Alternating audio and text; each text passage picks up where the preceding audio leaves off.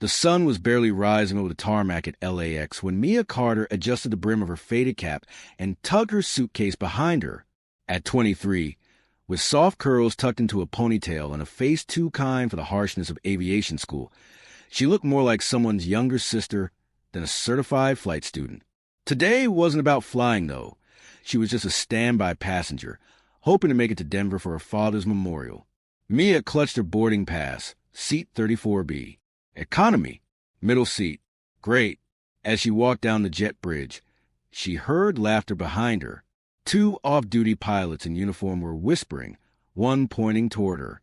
She looks like she got lost on her way to high school, one chuckled. Bet she thinks she can fly a plane just 'cause she watched a YouTube video. The other added, nudging his buddy. Mia didn't turn around. She was used to this. It had followed her through every exam, every simulator session, every interview. The disbelief, the smirks, the constant reminder that she didn't look like a pilot. But she hadn't come this far to react. She had come to say goodbye to her father, the man who taught her how to dream above the clouds. As passengers boarded around her, she settled into her cramped seat and stared out the window. The plane was packed. Families, business travelers, a school group in matching T-shirts.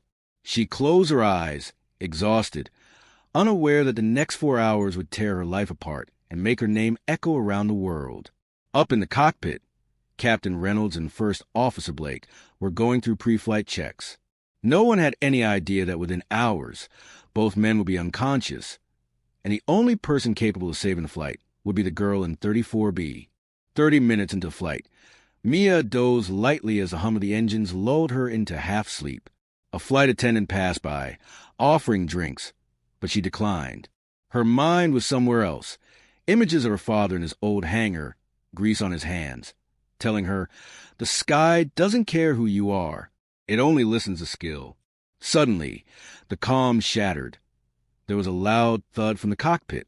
A strange vibration rippled through the cabin. Mia sat up, heart pounding. A second thud came, louder this time. Whispers turned into murmurs. The seatbelt signs lit up. A flight attendant rushed toward the cockpit, knocked, then tried to open the door.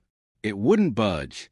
Her face paled as she picked up the intercom, but her voice trembled. Ladies and gentlemen, please remain calm. We are experiencing a minor technical issue. But it wasn't minor. A man in business class, a former medic, sprang to his feet. I think I saw the captain collapse. Through the door window, I swear he just slumped forward. Panic began to spread. Mia's training kicked in. She stood up slowly, her heart hammering. "Excuse me," she said, moving past stunned passengers. "I have flight training. Let me see what's happening." The flight attendant looked at her skeptically. "Are you a pilot?" "I'm certified. Single engine, flight school graduate. Please, just let me help." Another bang came from inside the cockpit. Someone screamed. A passenger shouted, "We're gonna crash." "No, we're not," Mia said, her voice steady despite the fear boiling inside her. "Not if I can get that door open." Crew members and a few brave passengers helped pry it open with a metal food cart. After several agonizing minutes, the lock gave way. Inside, both pilots were unconscious, pale, sweating, unresponsive. Alarms blared. Mia stepped inside, her breath catching. She slid into the co-pilot seat. Her hands trembled, hovering over controls she'd only used in simulators. She swallowed hard. "Okay, Mia," she whispered. "It's just you now." The cockpit was a chaos of blinking lights, warning tones, and unfamiliar voices crackling over the radio. Mia sat frozen for a second, her fingers hovering over the controls. Every lesson, every drill, every late night in the simulator, they all flooded back like a crashing wave. She reached for the headset, slipping it on with shaking hands. This is Flight 782. Both pilots are unconscious. I have flight training, but I'm not licensed for commercial aircraft. Requesting immediate assistance." There was silence for a second. Then a calm, firm voice replied, "Flight 782. This is Denver Center." "Copy that. Stay calm. What's your name?" "Mia Carter." "Okay, Mia. We're going to walk you through this." Are you in the right-hand seat? Yes. Do you see the control yoke? Yes. Okay, you're doing great. First, we need to level the aircraft. Look at the horizon indicator. Keep the line in the center. Mia adjusted gently, her muscles remembering the resistance of the yoke. The plane responded slowly. The cabin quieted. For a moment, there was balance in the main cabin. Passengers whispered in disbelief. A teenager with a phone whispered, "She's flying the plane." That girl, she's actually flying the plane. Back in the cockpit, Mia's breathing steadied. The air traffic controller continued guiding her, step by step.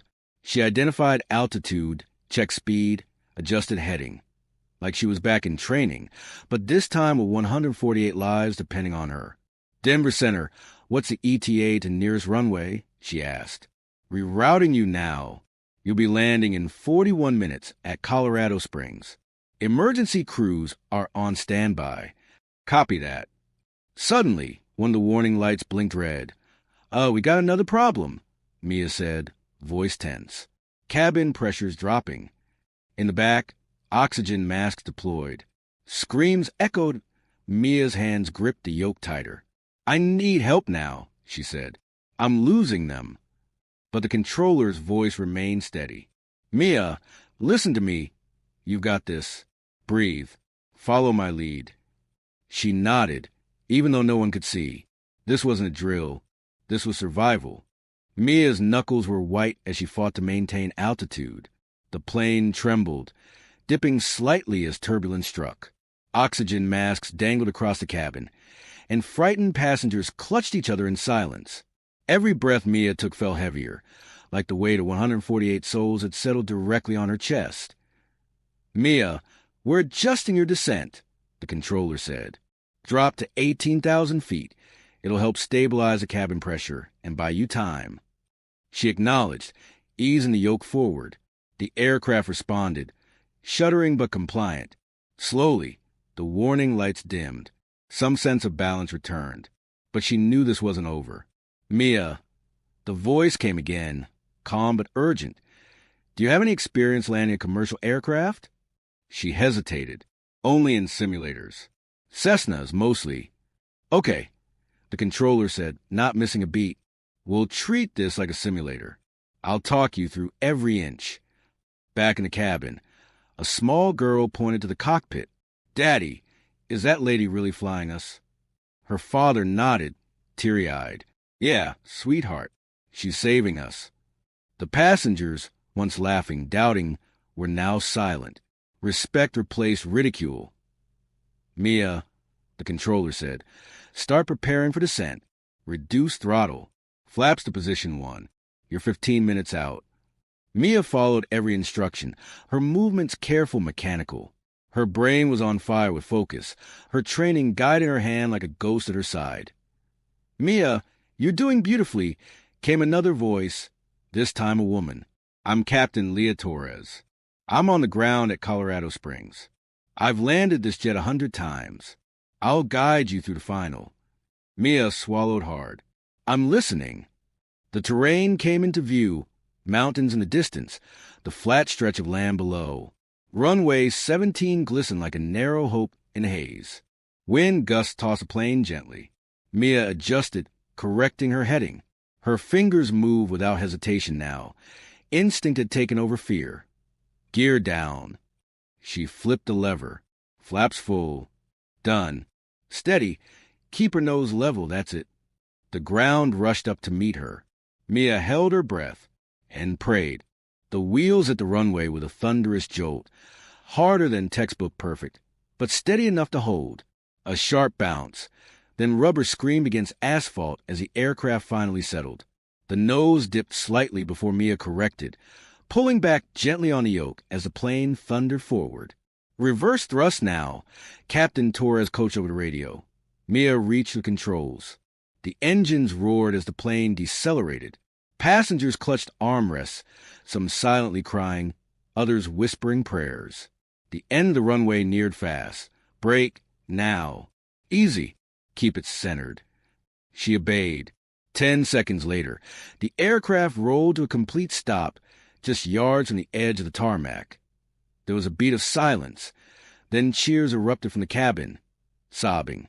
Applause. People throwing arms around strangers. An older woman clasped her rosary and whispered, "God sent an angel to fly us today." In the cockpit, Mia sat frozen, her hand still gripping the yoke. "Mia," came the voice from the tower, "you did it. You landed Flight 782. Tears welled in her eyes. She let out a breath she didn't realize she'd been holding. I didn't kill them," she whispered. "No," said Captain Torres. "You saved them." Emergency vehicles rushed toward the plane. Medics boarded swiftly, tending to the unconscious pilots, who were both breathing, barely. The cause? A rare oxygen system failure that triggered mid-air hypoxia. Mia stepped out of the cockpit. Her legs wobbled beneath her. Passengers reached out, not with questions, but with gratitude. One by one, they touched her arm, offered tears, whispered, "Thank you." The flight attendant who had once doubted her wrapped her in a hug. "I was wrong," she said. "You're not just a pilot. You're a miracle." Outside, cameras flashed. News crews had already assembled. The story had spread in real time. The girl who didn't look like a pilot was now a hero. But Mia didn't smile. She looked up at the sky, still reeling. Somewhere beyond those clouds, she hoped her father was watching. The sky only listens to skill, he'd told her. And today it had listened. The next morning, headlines across the country screamed her name. Young woman lands passenger jet after pilot's collapse. Saves 148 lives.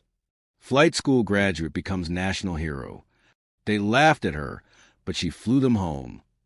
But Mia Carter wasn't thinking about fame.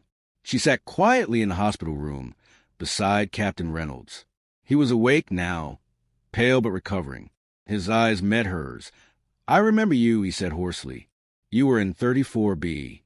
Mia nodded. He paused, then forced a weak smile. "Guess I owe you my life." Mia didn't reply. Her emotions were still raw, too tangled to unwrap.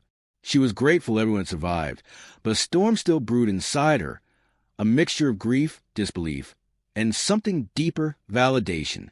Later that day, she stood before a sea of reporters outside the hospital. Microphones thrust forward, questions flying. How did you stay calm? Did you ever think you'd die? Do you want to become a commercial pilot now? She answered simply, "I just did what I was trained to do. I didn't fly with ego. I flew with focus. I flew because I had to." The internet lit up. Girls posted photos in flight caps with the hashtag #FlyLikeMia. Airlines offered her interviews. Schools invited her to speak. But Mia stayed grounded. Literally.